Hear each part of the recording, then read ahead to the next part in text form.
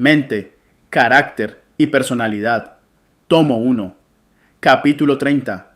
Egoísmo y egocentrismo. Por naturaleza somos egocéntricos. Por naturaleza somos egoístas y tercos. Pero si aprendemos las lecciones que Cristo desea darnos, nos haremos partícipes de su naturaleza y de ahí en adelante viviremos su vida. El ejemplo admirable de Cristo, la incomparable ternura con que compartía los sentimientos de los demás, llorando con los que lloraban, regocijándose con los que se regocijaban, deben ejercer una profunda influencia en el carácter de los que le siguen con sinceridad. Con palabras y actos bondadosos tratarán de allanar el camino para los pies cansados. El egoísmo lleva al fracaso intelectual. El egoísmo siempre debe mantenerse subordinado, porque si se le deja lugar para actuar, llega a ser un poder dominante que reduce el intelecto, endurece el corazón y debilita el poder moral. Luego viene la desilusión. El hombre se ha divorciado de Dios y se ha entregado a prácticas indignas. No puede ser feliz porque no puede respetarse a sí mismo. Se ha rebajado en su propia estima. Es un fracaso intelectual. El egoísmo es la causa de la culpabilidad humana. El egoísmo es la falta de humildad como la de Cristo, y su existencia es la ruina de la felicidad y la causa de la culpabilidad de los seres humanos, y conduce a los que lo abrigan al naufragio de la fe. Confunde los sentidos. Hoy, así como en los días de Cristo, Satanás domina la mente de muchos. Ojalá que su obra terrible pudiera ser discernida y resistida. El egoísmo ha pervertido los principios, ha confundido los sentidos y nublado el juicio. Parece tan extraño que a pesar de toda la luz que irradia de la bendita palabra de Dios, se sostengan ideas tan extrañas y se haya abandonado el espíritu y los procedimientos de la verdad.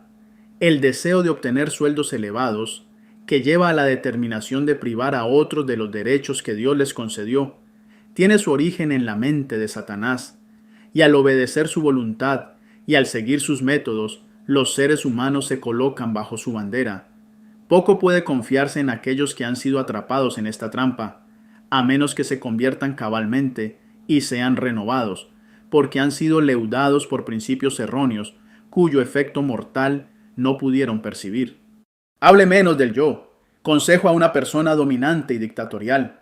Permita que su corazón sea enternecido y suavizado por la influencia divina del Espíritu de Dios. Usted no debe hablar tanto de sí mismo, porque esto no fortalecerá a nadie. Usted no tiene que hacer de sí mismo el centro e imaginar que debe cuidarse constantemente y conducir a otros a preocuparse por usted. Quite su mente de usted y póngala en un cauce más saludable. Hable de Jesús y abandone el yo. Permita que el yo se sumerja en Cristo y que el lenguaje de su corazón sea: ya no vivo yo, mas vive Cristo en mí. Gálatas 2, 20. Jesús será su pronto auxilio en todo tiempo de necesidad. Él no lo dejará pelear solo las batallas contra los poderes de las tinieblas. Oh no, ha provisto ayuda mediante uno que es poderoso para salvar hasta lo sumo. Cuidado con la autocompasión. Deje de compadecerse a sí mismo y recuerde al Redentor del mundo.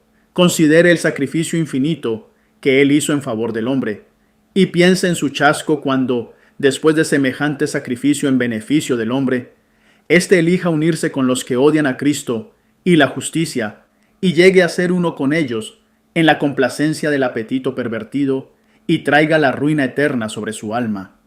Vivir para sí deshonra a Dios. Los peligros de los últimos días están sobre nosotros. Aquellos que viven para agradarse y complacerse a sí mismos están deshonrando al Señor. Él no puede trabajar por medio de ellos, pues lo representarían mal delante de los que ignoran la verdad. Quizá Dios vea que ustedes están fomentando el orgullo. Tal vez juzgue necesario quitarles bendiciones que, en vez de aprovechar, las han usado para complacer el orgullo egoísta. La complacencia del yo indica una necesidad espiritual. Algunos no están dispuestos a hacer obra abnegada. Manifiestan verdadera impaciencia cuando se les insta a llevar alguna responsabilidad. ¿Qué necesidad hay, dicen, de un aumento de conocimiento y experiencia? Esto lo explica todo. Se sienten ricos y enriquecidos, sin necesidad de ninguna cosa, mientras que el cielo los declara pobres, miserables, desventurados y desnudos. El testigo fiel les dice: Por tanto, yo te aconsejo que compres de mí oro refinado en fuego para que seas rico, y vestiduras blancas para vestirte, para que no se descubra la vergüenza de tu desnudez, y unge tus ojos con colirio para que veas. Apocalipsis 3, 18. Su misma complacencia propia demuestra que lo necesitan todo. Están espiritualmente enfermos y necesitan a Jesús como su médico. Peligros de la adulación propia. Es difícil comprendernos a nosotros mismos, tener un conocimiento correcto de nuestro propio carácter. La palabra de Dios es clara, pero a menudo se comete un error al aplicarla a uno mismo. Existe la posibilidad de engañarse a sí mismo y pensar que las advertencias y reproches no se dirigen a uno. Engañoso es el corazón más que todas las cosas, y perverso, ¿quién lo conocerá? Jeremías 17, 9. La adulación propia puede ingresar en las emociones y el celo cristianos. El amor propio y la confianza propia pueden darnos la seguridad de que estamos en lo correcto cuando estamos lejos de satisfacer los requisitos de la palabra de Dios. La influencia ruinosa de la exaltación propia sobre la mente. Tan profunda es la impresión que la exaltación propia produce en el corazón humano, tan grande el deseo de poder humano, que en muchos la mente, el corazón y el alma son absorbidos por la idea de gobernar y mandar. Nada puede destruir esta ruinosa influencia sobre la mente humana, sino el buscar al Señor para obtener el colirio celestial. Solamente el poder de la gracia divina puede lograr que el hombre comprenda su verdadera situación y realizar en su favor la obra esencial que debe ser hecha en el corazón. Evitar los extremos de la confianza propia. Consejos a un ejecutivo. Si usted tiene una opinión demasiado elevada de sí mismo, pensará que sus labores son de consecuencias mayores de lo que realmente son, y aducirá una independencia individual que roza con la arrogancia. Si se va al otro extremo y se forma una opinión demasiado baja de sí mismo, se sentirá inferior y dejará una impresión de inferioridad que limitará grandemente la influencia que podría ejercer para el bien. Usted debería evitar ambos extremos. Los sentimientos no han de controlarlo, las circunstancias no tienen que afectarlo. Usted puede hacer una evaluación correcta de sí mismo, la que demostrará ser una salvaguardia para evitar caer en ambos extremos. Usted puede ser imponente sin tener una vana confianza propia. Usted puede ser condescendiente y ceder sin sacrificar el respeto propio o la independencia personal. Y su vida puede ser de gran influencia sobre todos los que están tanto en los niveles altos como también en los humildes de la vida. El egocentrismo acarrea enfermedad. Mensaje personal. Sus esfuerzos deberían ser fervientes y completos y perseverantes para que usted tenga éxito. Usted debe aprender, como seguidor de Cristo, a controlar cada expresión de irritación o apasionamiento. Su mente está demasiado centrada en usted mismo.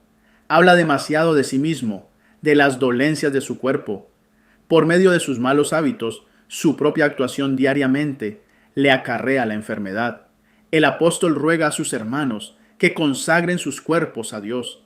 Por lo tanto, hermanos, os ruego por las misericordias de Dios, que presentéis vuestros cuerpos en sacrificio vivo, santo, agradable a Dios, que es vuestro verdadero culto. No os conforméis a este mundo, sino transformaos por medio de la renovación de vuestro entendimiento, para que comprobéis cuál es la buena voluntad de Dios, agradable y perfecta. Romanos 12, 1 y 2. El egocentrismo afecta la percepción. Mensaje personal.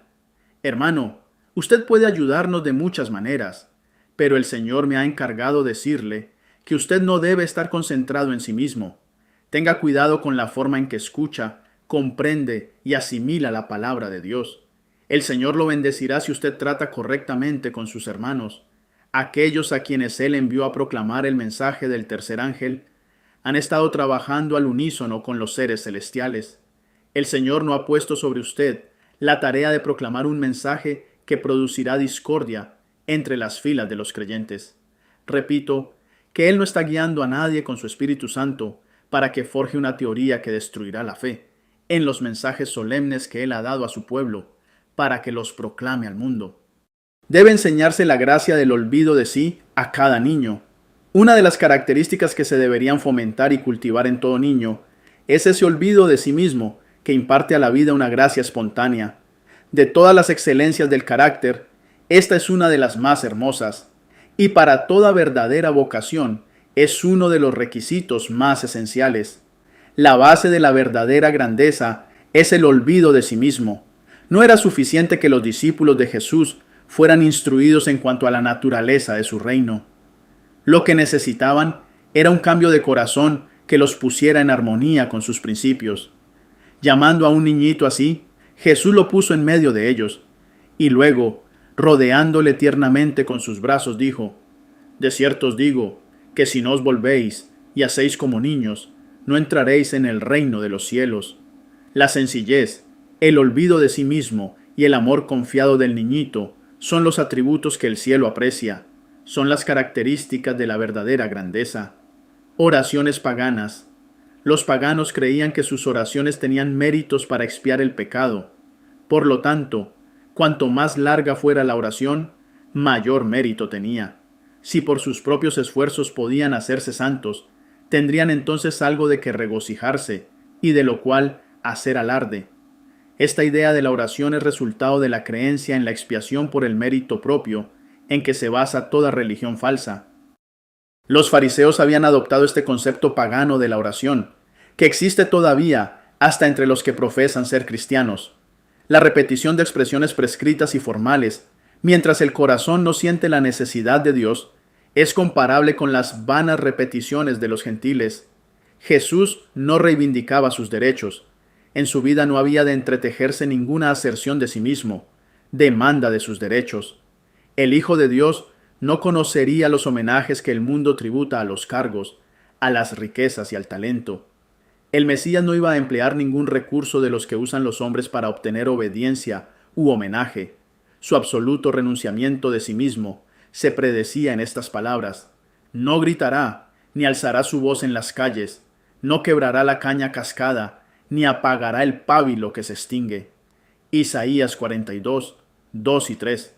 El remedio divino para el egoísmo y la exaltación propia. Hay en el ser humano una disposición a estimarse más que a su hermano, a trabajar para sí, a buscar el puesto más alto, y con frecuencia esto produce malas sospechas y amargura de espíritu. El rito que precede a la cena del Señor está destinado a aclarar estos malentendidos, a sacar de la gente su egoísmo, a bajarle de su zanco de exaltación propia y darle la humildad de corazón que la inducirá a servir a su hermano. El santo vigilante del cielo está presente en estos momentos para hacer de ellos momentos de escrutinio del alma, de convicción del pecado y de bienaventurada seguridad de que los pecados están perdonados.